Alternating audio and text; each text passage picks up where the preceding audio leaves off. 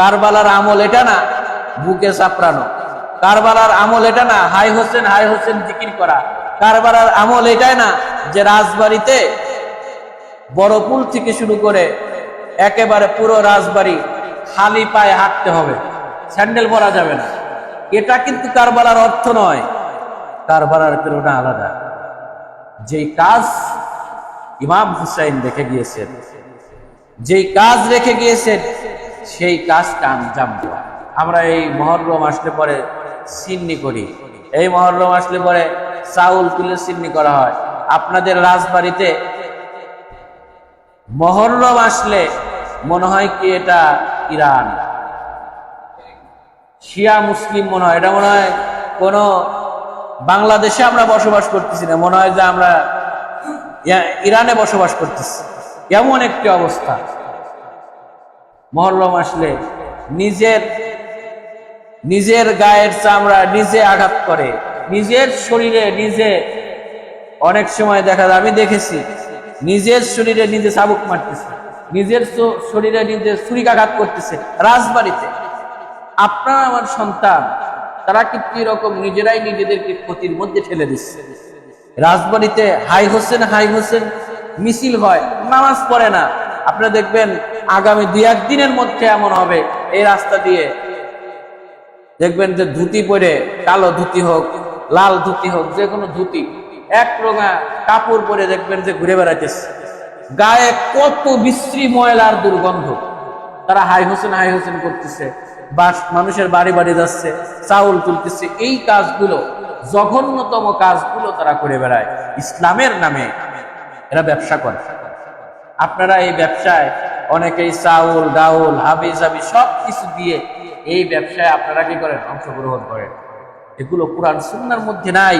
এগুলো করে সমাজে, রাষ্ট্রে, পরিবারে, প্রতিটা জায়গায় মানুষকে ক্ষতির মধ্যে নিমন্ত্রিত করা হচ্ছে। প্রিয় উপস্থিতি, এই ক্ষতি থেকে আমাদের সকলকে বেরিয়ে আসতে হবে। বেরিয়ে এসে কোরআন সুন্নাহর আলোকে আমার আপনার জীবন যাপন করতে হবে। কোরআনে কি বলা হয়েছে, সুন্নাতে কি আছে, আল্লাহ রাসূল সাল্লাল্লাহু আলাইহি ওয়াসাল্লাম তার জিন্দেগিতে কি করেছেন। এই যে মহররম যেটা পালন করা হয়, রাসূল সাল্লাল্লাহু আলাইহি সাল্লামের যে নাতি, সেই নাতিকে কেন্দ্র করে যে কারবালার ময়দানে যে নৃশংস ভয়াবহ হত্যাকাণ্ড করেছিল ইয়াজিদি বাহিনী, সেই বাহিনীর শরণার্থে, সেই কারবালার শরণার্থে যেগুলো করা হয়, সাহাবীরা তো তারপরে ছিল। কোন সাহাবীরা আমলে এটা কি কখনো করেছে? কোন ইতিহাস আছে? কোথাও কোনো ইতিহাস নাই যে এই কারবালা পালন করা হয়েছে। কারবালা আমাদের প্রেরণা। এই কারবালার মাধ্যম দিয়ে আমাদের কি বুঝাতে হবে, আমাদের কি আমল করতে হবে। এবং আরবি হিজরি সনের প্রথম মাসের নাম কি? মহররম। এই মহররমেও আমরা অনেকেই নিজেদেরকে ক্ষতির মধ্যে ঠেলে দিই, আমাদের সন্তানদেরকে ক্ষতির মধ্যে ঠেলে দিই। আমি প্রায় প্রতি বছরেই বলি, এখনো বলতেছি, এই বছরের শুরুতেই বলি, এই ক্ষতি থেকে সকলকে ফিরে আসতে হবে। এই মহররম আসলে পরেই দেখা যায় মহররমে অনেক ভালো ভালো আমল আছে। যেমন মহররমে আপনার রোজা, এই প্রথম যে 10 দিন, এই 10 দিন আপনি একটানা রোজা করতে পারেন, এটা সুন্নাহ। মহররমের 10 দিন রাসূল সাল্লাল্লাহু আলাইহি ওয়াসাল্লাম এই 10 দিন রোজা রাখতেন। রাসূল সাল্লাল্লাহু আলাইহি ওয়াসাল্লাম বিভিন্ন সাহাবীরা অন্যতম সাহাবী যারা ছিলেন, তারা এই 10 দিন রোজা রাখতেন। জিলহজ মাসের প্রথম 9 দিন রোজা রাখতেন। এভাবে করে রোজা রাখতেন। অনেক ভালো ভালো আমল আছে, সুন্দরতম আমল আছে, কিন্তু সেই আমলগুলো বাদ দিয়ে সেই কাজটা কি করা? আঞ্জাম দেওয়া। আজ আমাদের দেশে ইসলাম প্রতিষ্ঠা হয়নি। ইসলাম কি প্রতিষ্ঠা হয়েছে বলেন? দেশের কোথাও কি ইসলাম আছে? কোথাও কি শান্তি আছে? কোথাও কি কোরআনের বিধান কায়েম আছে? কোথাও কায়েম নাই। সেই কোরআনের বিধান কায়েম করার জন্যই তারা চেষ্টা করেছে, ইসলামকে প্রতিষ্ঠা করার জন্যই তারা চেষ্টা করেছে। এই ইসলামকে রাষ্ট্র ক্ষমতায় আনার জন্যই তাদের চেষ্টা ছিল। সেই চেষ্টাকে ব্যর্থ করে দিয়েছিলেন এজিদি বাহিনী। আমরা সেই দিকে যাই না। ইসলাম কায়েম করতে হবে, দিন কায়েম করতে হবে।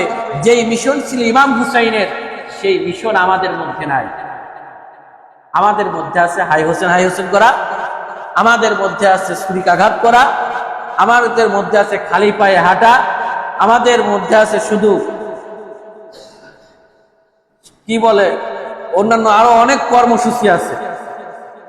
এই কর্মসূচিগুলো আমরা করি, অথচ ইসলাম যে প্রতিষ্ঠা করতে হবে, যেই মিশন ইমাম হুসাইন রেখে গিয়েছেন, যে মিশন বিশ্বনবী মুহাম্মদ সাল্লাল্লাহু আলাইহি ওয়াসাল্লাম রেখে গিয়েছেন, যেই মিশন সাহাবায়ে কেরাম রেখে গিয়েছেন, সেই মিশনের দিকে আমরা হাঁটি না।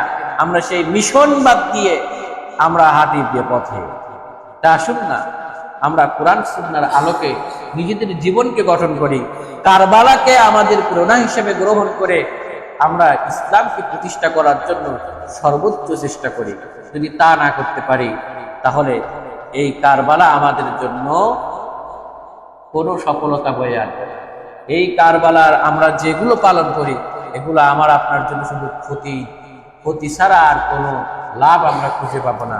আসুন না এই মুহররম মাসে আমরা ভালো ভালো আমলগুলো করি। যে আমলগুলো করেছেন এই মুহররম মাসে শুধু কারবালা নয়, এই মুহররম মাসে কিন্তু কিয়ামত অনুষ্ঠিত হবে। এই মুহররমের 10 তারিখ যেদিন এই পৃথিবী ধ্বংস হয়ে যাবে, কিয়ামত অনুষ্ঠিত হবে। এই মুহররমের 10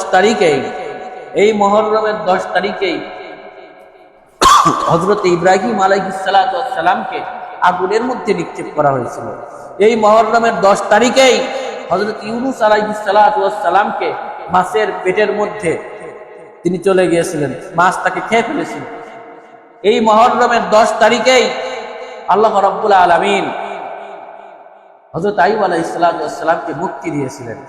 এই মুহররমের 10 তারিখ নিয়ে অনেক ইতিহাস। আসুন না এই 10 তারিখকে শুধুমাত্র কারবালার ইতিহাসকে শুধু স্মরণ করে না, অনেক কিছু এই মুহররমের 10 তারিখ নিয়ে আছে।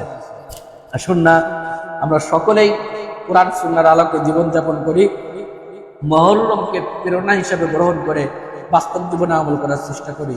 আসসালামু আলাইকুম।